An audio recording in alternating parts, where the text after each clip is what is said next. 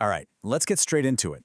For any strategic investor, Bangalore's real estate market is hitting a really critical moment. And this isn't just another market cycle we're talking about. This is a fundamental rewiring of the city's entire value map. Think of this briefing as your blueprint for deploying capital in 2026. So let's dive in. So here's how we're going to break this all down. We're going to start with the big picture, that macro-level shift. Then we'll drill down into the three massive infrastructure projects that are driving everything.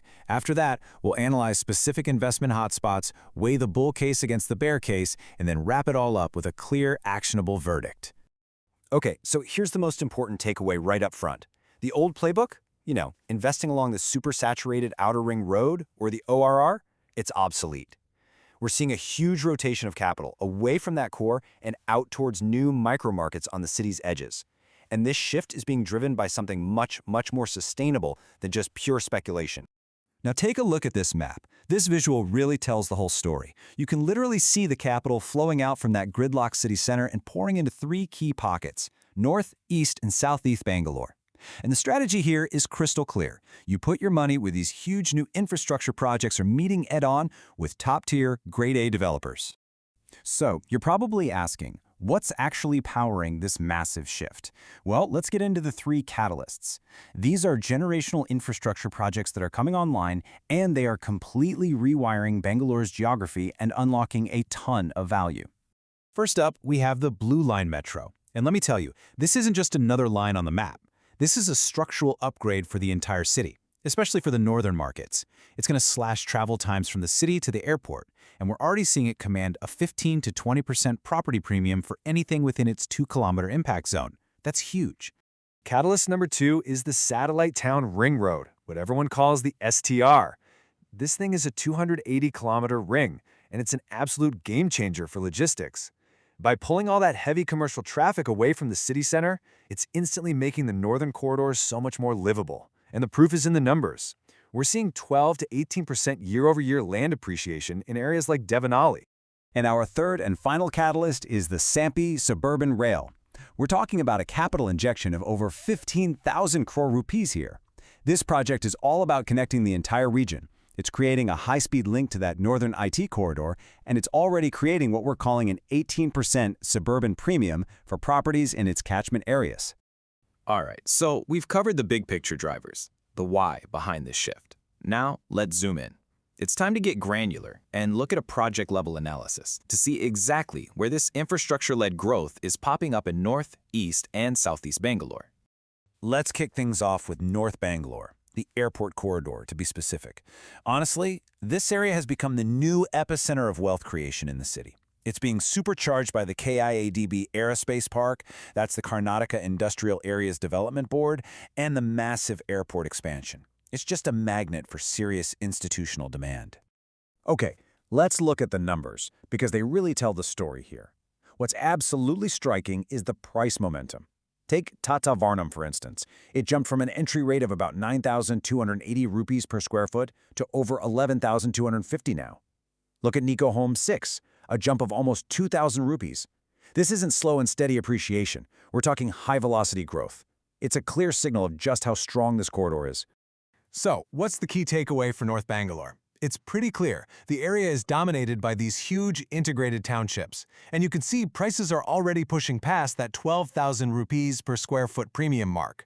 Plus, being so close to hubs like Maniatta Tech Park means it perfectly captures that high-paying, walk-to-work demographic. Our verdict here? It's an aggressive buy.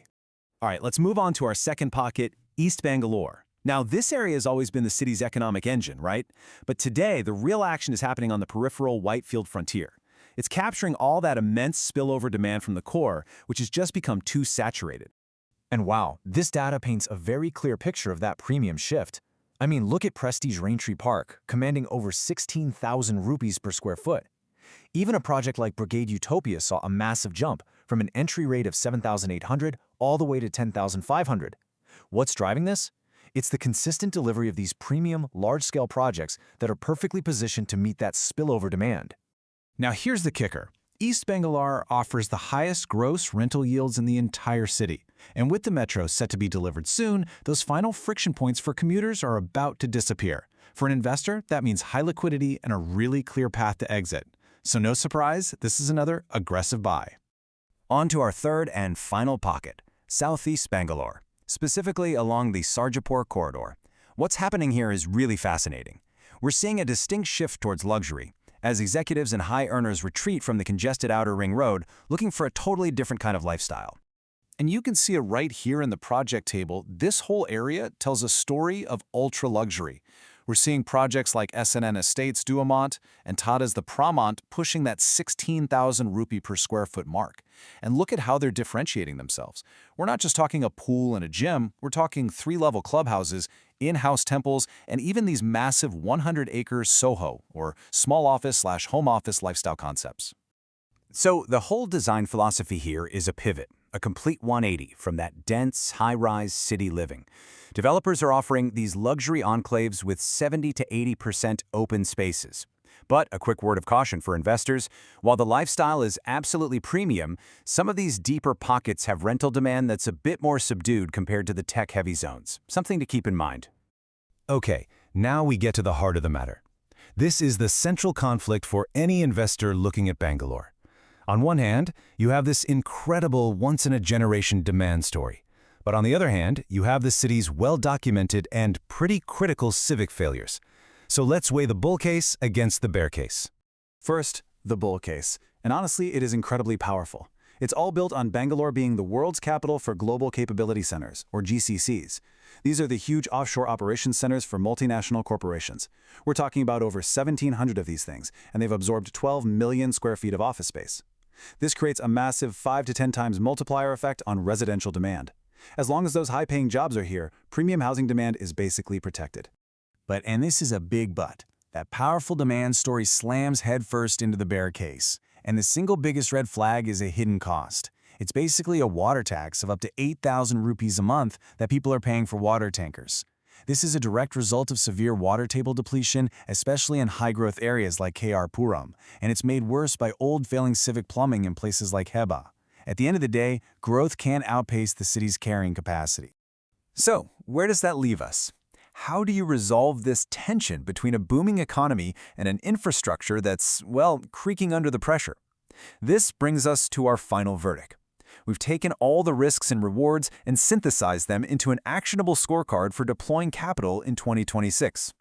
And here it is, our 2026 Actionable Verdict Scorecard. As you can see, we have 3 aggressive buy recommendations. Peripheral, Whitefield, and Thanisandra are solid bets, driven by that massive GCC demand and maturing infrastructure.